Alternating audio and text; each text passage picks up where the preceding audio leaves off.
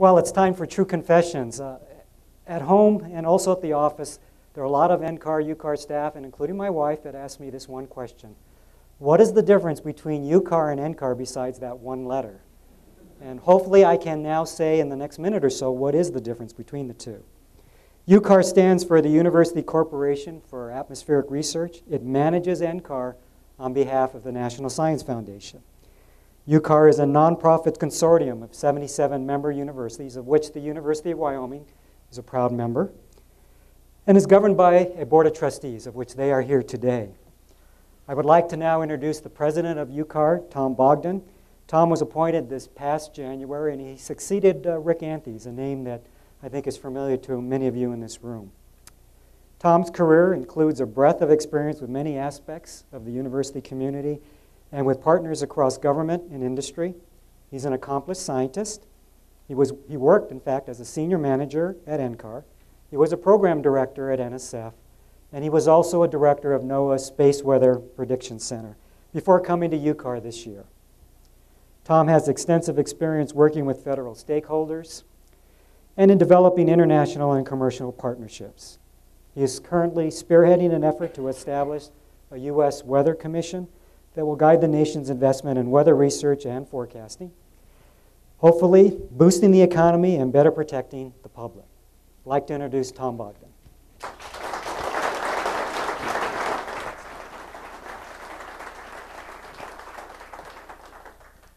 Good morning. I feel very proud to be standing here today, proud to represent our 77 member universities of UCAR, proud to represent the atmospheric sciences, and proud to represent this extraordinary partnership in research that's come together to create this center. And like Governor Mead, I too was on the sidelines when a lot of this happened, and I rejoice in putting my hands up and saying, great job.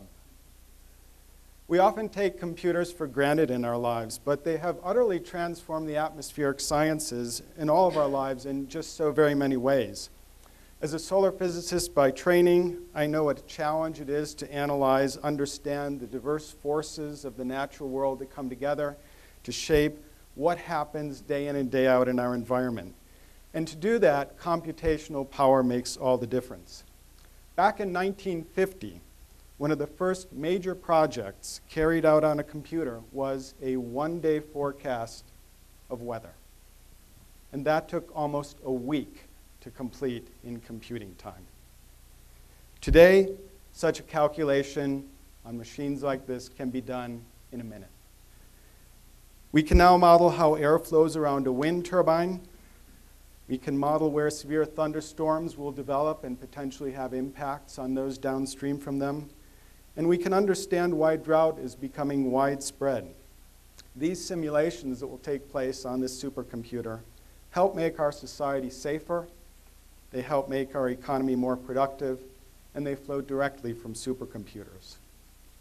For more than 40 years, our Mesa laboratory in Boulder hosted NCAR supercomputers. But these machines eventually grew so big and required so much power to run that they outstripped our ability to provide space, power, and cooling at our Mesa lab site. As we explored options for a new computing center, the Wyoming Coalition reached out and told us what this region could offer. That was the beginning of a diverse and strong partnership that has led to the facility we now stand in and dedicate today. This partnership took the shape with the vision of then NCAR Director Tim Killeen, UCAR President Rick Anthes, NCAR Lab Director Al Kelly, and of course ongoing support from the NSF. It also included the University of Wyoming, the state of Wyoming, the Wyoming Business Council, Cheyenne Leads, and Cheyenne Light, Fuel, and Power. If you think about it, the great power of this partnership is its diversity. It cuts across all sectors. We have public, private, and academic sectors that are building on each other's strengths. It is a model of what can happen when people coalesce around a great idea and have the passion to make it happen. On the other side of my wall, this wall to my right, is our flagship supercomputer, which we've appropriately dubbed Yellowstone. It will provide almost 30 times the computing power of our current capability on the Mesa Lab. We have 11 innovative projects that will put this power to the test over the next few weeks. They will produce 3D high-resolution simulations of Earth's crust, ocean turbulence, cumulus clouds, air pollution, solar magnetism, and much, much more. But we intend to go further in the weeks and months and years ahead as we connect supercomputing directly to the needs of our society, which are vast today. Through the power of Yellowstone, we can help water managers and users plan for increasing drought across our changing planet. We can help land managers address the risk of wildfire. We can help bridge the gap between weather forecasts and seasonal climate outlooks. Knowledge of the future helps us to make better decisions early so we can profit and remain safe. And we can better determine where fuel is present underground and where weather conditions are best for producing renewable energy.